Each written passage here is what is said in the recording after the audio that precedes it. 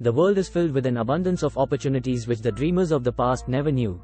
A burning desire to be, and to do is the launch pad. Dreams are not born of indifference, laziness, or lack of ambition. The world no longer scoffs at the dreamer, nor calls him impractical.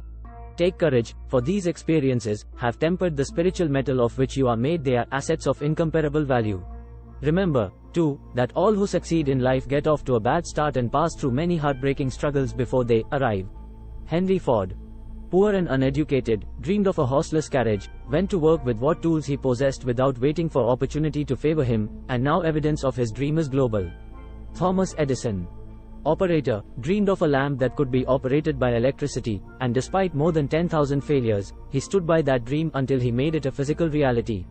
He failed innumerable times before he was driven, finally, to the discovery of the genius that slept within his brain into operation than anyone who ever lived, because he was not afraid to pursue his dreams. Abraham Lincoln dreamed of freedom for the black slaves, put his dream into action, and barely missed living to see a united North and South translate his dream into reality. The Wright brothers dreamed of a machine that would fly through the air. Now one may see evidence all over the world that they dreamed soundly. John Bunyan wrote The Pilgrim's Progress, which is among the finest of all English literature, after he had been confined in prison and sorely punished, because of his views on the subject of religion.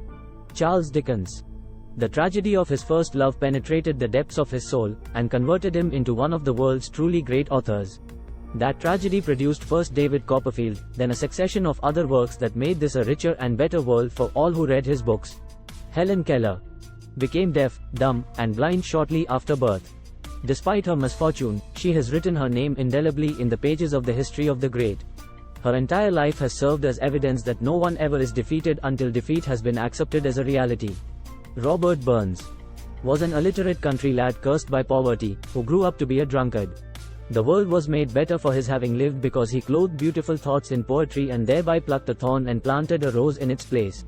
Booker T. Washington was born in slavery, handicapped by race and color. Because he was tolerant, had an open mind at all times on all subjects, and was a dreamer, he left his lasting impression on the entire human race.